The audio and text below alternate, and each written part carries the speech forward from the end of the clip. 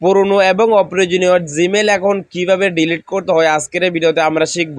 আর Gmail account delete করার আগে একটা গুরুত্বপূর্ণ কাজ আপনাকে করতে হবে। এই কাজটা যদি আপনি না করেন তাহলে কিন্তু আপনি মারাত্মক হুমকির মধ্যে পড়তে পারেন বা আপনার মারাত্মক ক্ষতি হতে পারে।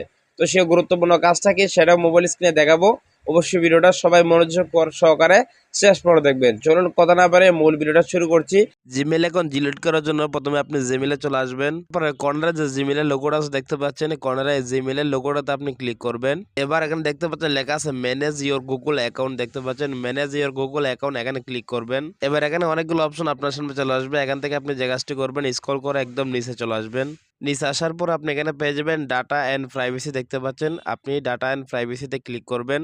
এবার আপনার সামনে নতুন আরেকটি পেজ ওপেন হয়ে যাবে। এখান থেকে আপনি স্ক্রল করে একদম নিচে চলে আসবেন। ঠিক আছে, স্ক্রল করতে করতে একদম নিচে চলে আসবেন। নিচে আসার পরে দেখতে পাচ্ছেন লেখা আছে ডিলিট এ গুগল সার্ভিস। তো আমরা চাই ডিলিট অ্যাকাউন্টটা একদম ডিলিট করার জন্য, এবং এখানে লেখা আছে দেখতে পাচ্ছেন ডাউনলোড ইওর ডাটা। আমি যে কাজটা বলছিলাম, দেখেন একটা জিমেইলের আন্ডার কিন্তু অনেক গুগল ফটোস থাকে, অনেক কিছু থাকে, অনেক গুরুত্বপূর্ণ তথ্য থাকে।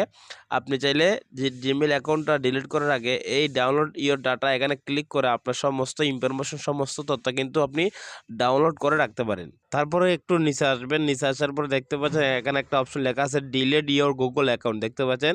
সো আপনি ডিলিট ইওর গুগল অ্যাকাউন্ট এই অপশনটার উপর ক্লিক করবেন। ক্লিক করার পরে একটু লোডিং নিবে। তারপর দেখতে পাচ্ছেন আবার এখানে লেখা আছে ডাউনলোড ইওর ডাটা, এখানে ক্লিক করে আপনার ডাটাগুলো মানে তথ্যগুলো আপনি ডাউনলোড করে রাখতে পারেন। তারপর এখান থেকে আপনি স্ক্রল করে নিচে চলে আসবেন।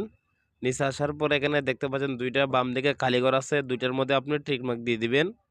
এবং নিচে দেখতে পাচ্ছেন লেখা আছে ডিলিট অ্যাকাউন্ট, আপনি এখানে ক্লিক করে দিবেন। অলরেডি কিন্তু দেখতে পাচ্ছেন জিমেইল অ্যাকাউন্টটা কিন্তু ডিলিট হয়ে গেছে। এখানে লেখা হয়েছে your Google account and all it's data have been delete, মানে সবকিছু কিন্তু ডিলিট হয়ে গেছে।